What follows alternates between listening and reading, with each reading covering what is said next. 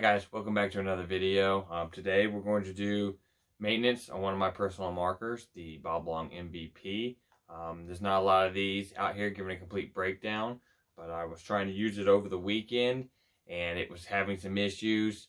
I've owned this for over 2 years, I think at 3 years now, and I've maybe taken this thing completely apart a whopping 4 times. So there's not a lot of maintenance needed on these markers. They hold off for a long time, but this has got a lot of cases through it for a pump marker, and I think it's about time for a good cleaning and a good tuning. So we're going to move it on over to the tech table, take it apart. I'll show you how it all comes apart, what to clean, what to look out for, issues that you may find if you ever want to purchase a Bob Long MVP. Alright guys, let's move you on over.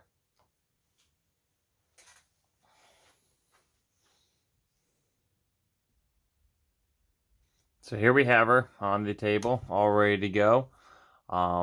This one's got quite a few battle scars on it, but you know, it's a marker, it's meant to be used. A couple of things, if you ever purchase one of these, whether it's used, which I don't think you can find them new anymore, so it's just going to be used. A few things you're going to want to do from the very get-go. So the feed neck, it does have that typical G6 arch feed neck, so from factory, this screw is not very tight. So you'll want to take it out, put a tiny bit of blue Loctite on it or purple Loctite, screw it back in there, crank it down. You'll never have to worry about it popping off. Another thing is the handle gets a little loose on the cocking rod there. So what I did, I put a drop of blue Loctite on each one of those bolts, carefully cranked them down because this is Delrin, so you can strip them very easily. Nice, just did it hand tight, snug. Never had an issue with it, these screws backing out again. One of the most important things is these screws down here at the bottom. Let me pull out an Allen key here.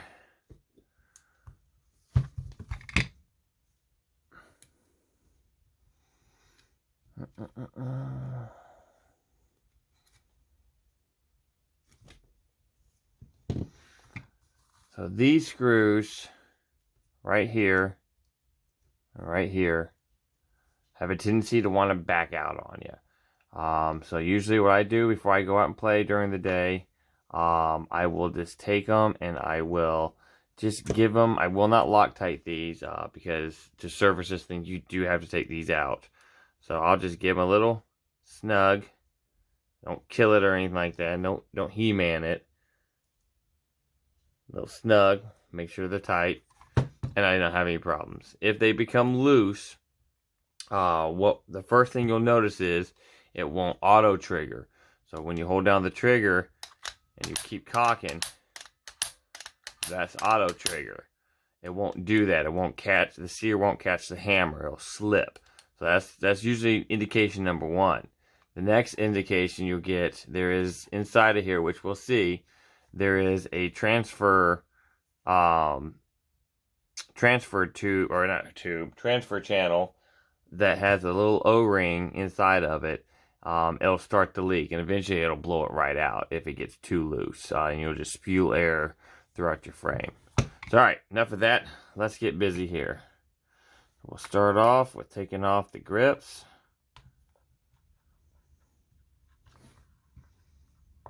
Go ahead and pause this. I'll go ahead and loosen everything, and then we'll take it all off together. Okay, so now I've got some screws loose. We'll take the grip off. You see here, this is the inline regulator. It's fed straight through the ASA, straight up. This is your return spring. Not much to it. I went ahead and took off these 2 screws, the ones I told you to keep tightened down. That's what they look like. You'll notice that a lot of the screws on these are the exact same. And then we separate the 2 parts. This is the frame. Alright, put that off to the side. And you see, we're pretty dirty inside of there. That might have some issues. So the next part is we just remove, slowly just pull them off. We have the pump handle, turn springs, and the little rods, guide rods. So careful not to lose these springs. Some people actually don't play with the springs. I actually like the springs. So we'll go ahead and wipe down these.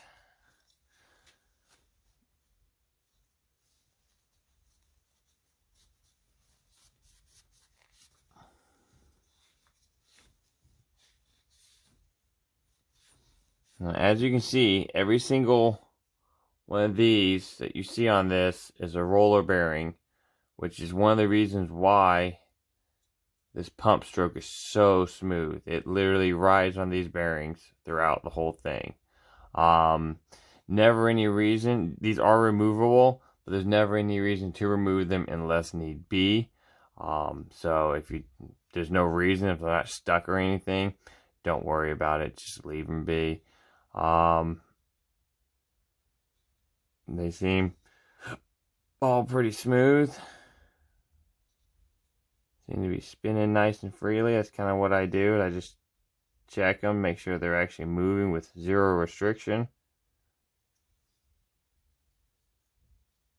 So they all seem good. So we'll put it off to the side. There's nothing more we need to do with this guy. Now we're moving on to the bolt and all. This just slides right out. And then here you'll have the actual bolt itself. Nice brass bolt. Oh.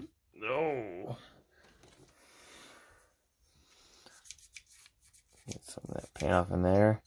Inside of there, that's the actual detent. See that little piece inside of there? Comes in through right here. You can see it kind of on the bottom there. It's like a little spring type detent that works in there. Never had any issues with them.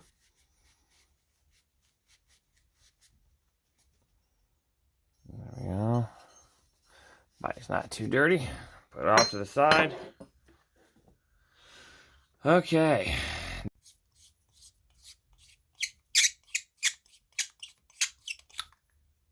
Use your donut, just like in the Mark engine. Get your little power tube. Spring. Clean everything off.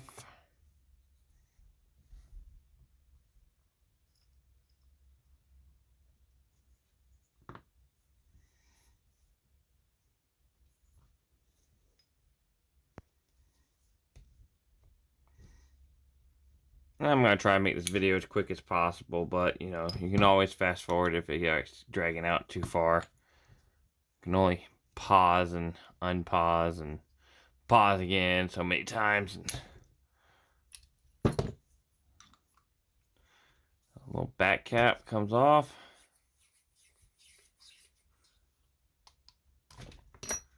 Everything is tight in this.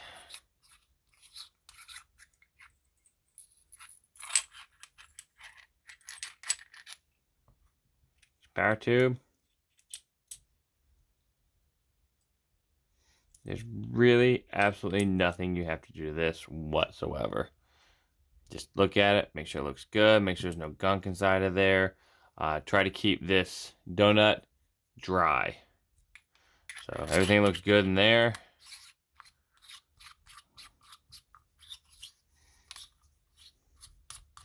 Nothing to that.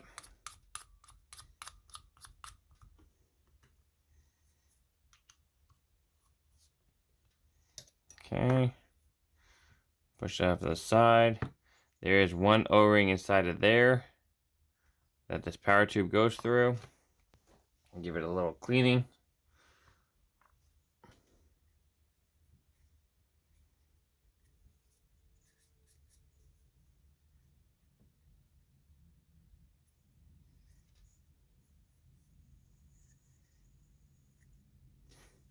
Since this is a closed system, or closed bolt system, not closed bolt, that's the wrong terminology. Since it's not exposed like, you know, a poppet or something like that, I do use just regular grease inside of here. Grease this shaft up just because I'm not worried about dirt getting inside of it. So there's really nothing to servicing the bolt. That's basically it right there. Oh, there's one more O-ring right there. I like to use Dow 55 on that one. Because that will have a tendency to leak if the ring is not swollen. So just put a little on that O-ring right there.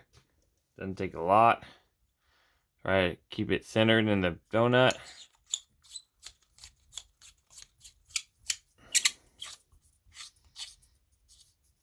Tighten it down. Maybe throw a little, get the hands a little greasy. Throw them on these O-rings in the front so it slides in the body better. And I think that's it. That's all there is to servicing the bolt and whole engine right there. Now the fun part. Oh, I forgot to mention. So an O-ring you need to look out for on the body.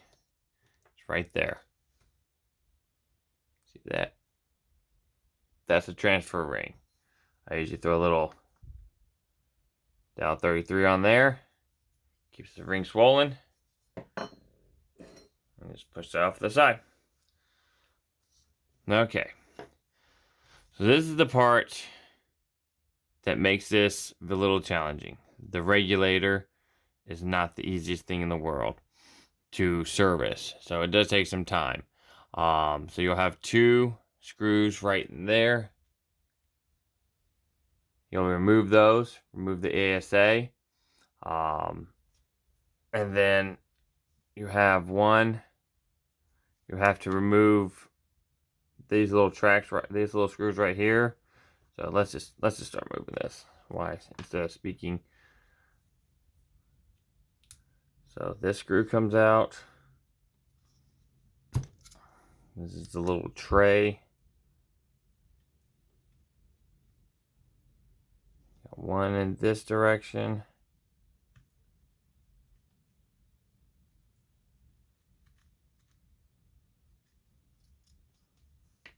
Like I said, all the screws are the exact same size.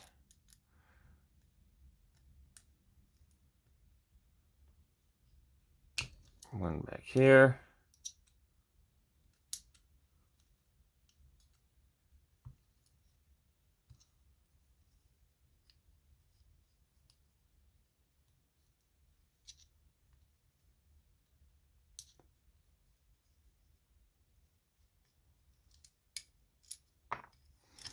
Alright, now we'll remove the tray. Get that screw back out. See? Now we have the sear right here. Don't adjust this. Don't touch anything about it. But you have to access it up to get that screw.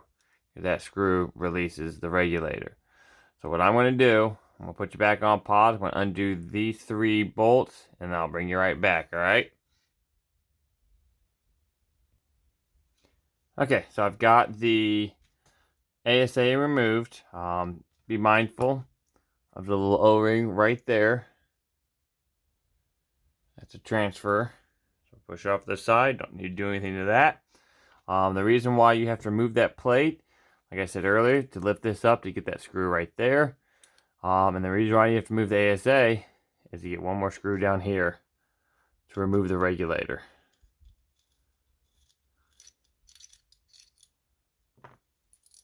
As I mentioned, all these screws pretty much are the same. There's what? 1, 2, 3 different types of screws that I've taken off.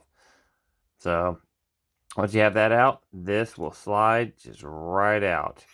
Careful though for the ball bearing. It's going to want to fall.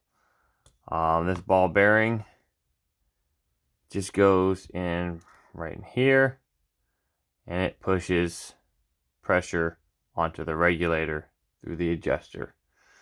So now we have all that out. This just slides right out. Here is that Schrader valve.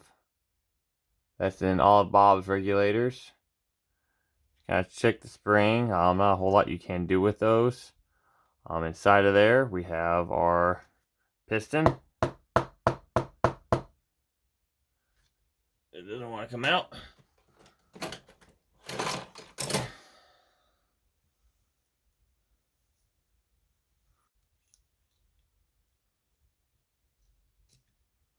There we go. Piston. Whoops. There we are. And our shim stack. Okay.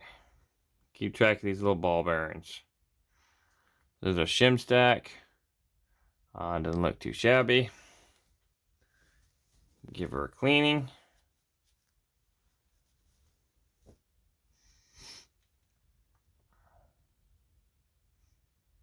Be mindful of which ones go which. Obviously that does not fit in there. So it actually goes on top of the shim stack. And back up into the regulator.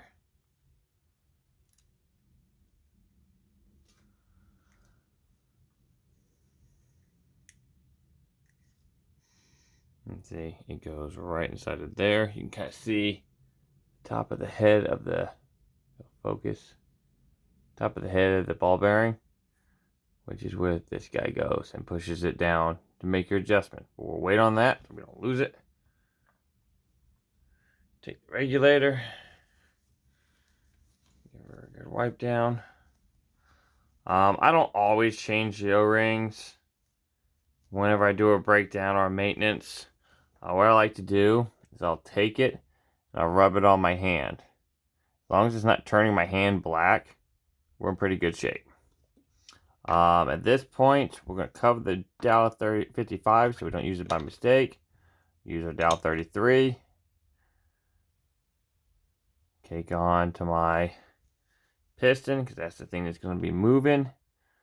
This guy goes flat top up. And don't push this in all the way because it is vitally important that this Schrader valve goes into this straight. So once you put air on it, everything will set where it needs to set. So that's servicing the regulator. There is a right and a wrong way you can put these in. At this point, we are done, and we are done with the dial 33. So we can put that bad boy up. Don't need any of this. And now we'll use our 55. I like to put a little, like I said, a little 55 on all of my transfer rings. Just to keep them swollen, keep them from leaking. Make sure you don't forget your ball bearing. Hate to get all that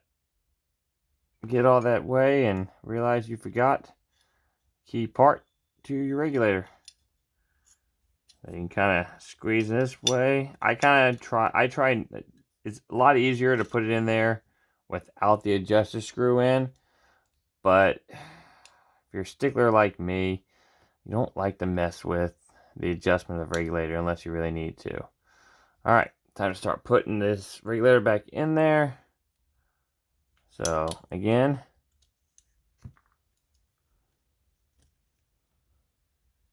this screw goes on top of here.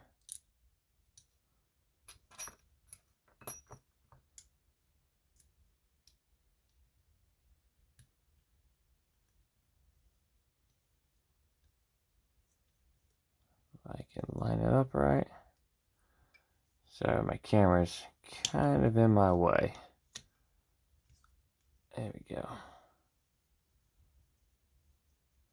No need to kill this screw, just a little snug.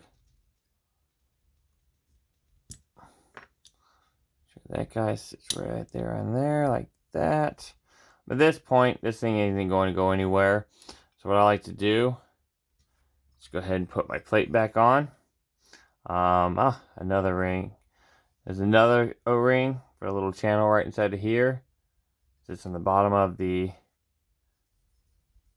what's it called? Whatever that thing is. Sorry, it's late. I'm tired. There we go. Follow the grooves.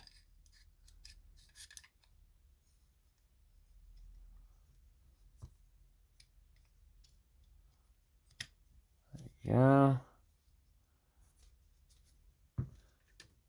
Oh, hit the camera.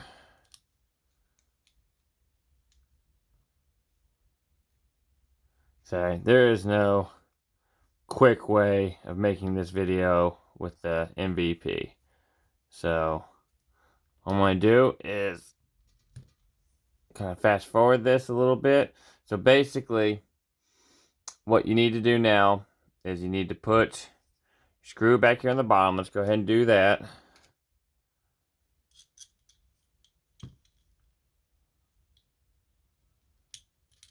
Put that guy in there.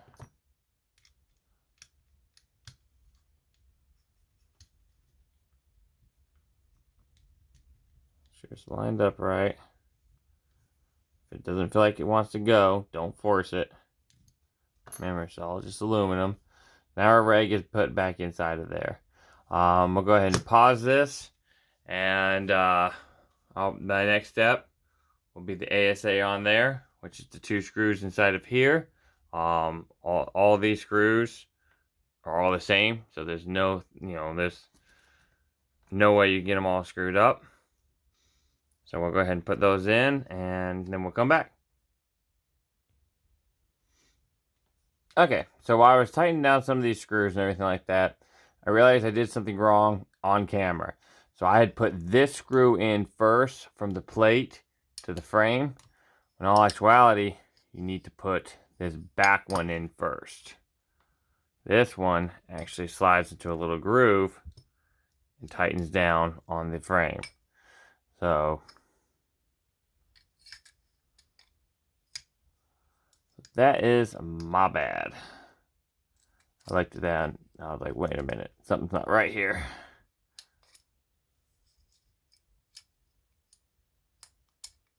There we go. So this is going to be a little tricky. I forgot about this guy.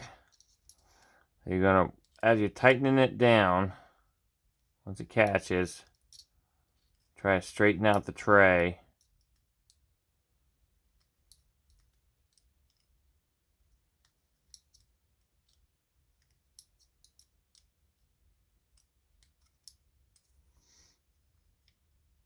Push that little pin in there.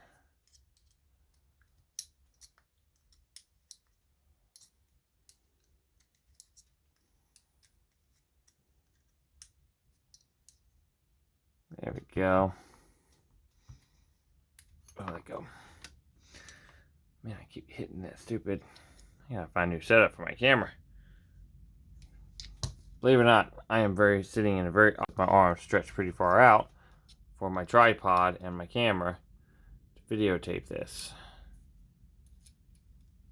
Videotape, I'm sorry, I'm old. Record this.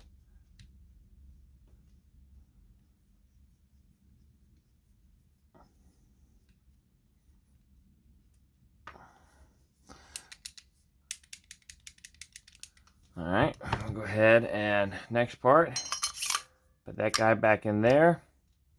When putting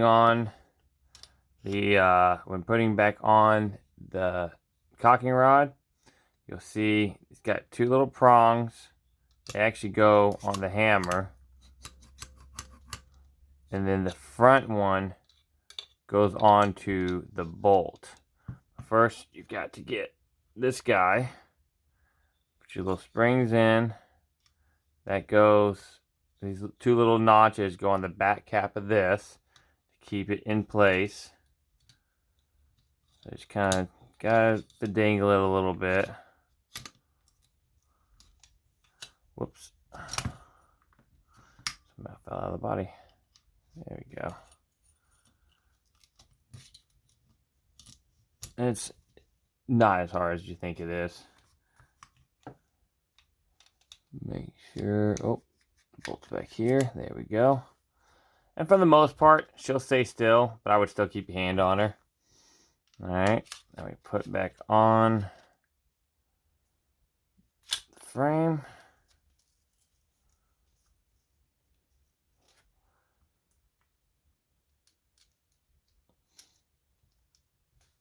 Those 2 bolts, those 2 screws. I told you to watch, make sure they're tight before you go and play for a day.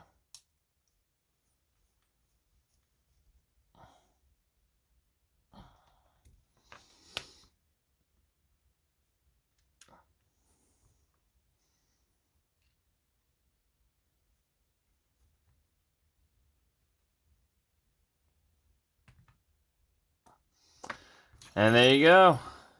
Other than putting the grip back on it, which I can do that off camera. You guys don't need to see me do that as I take the camera out with me. That's how you service it.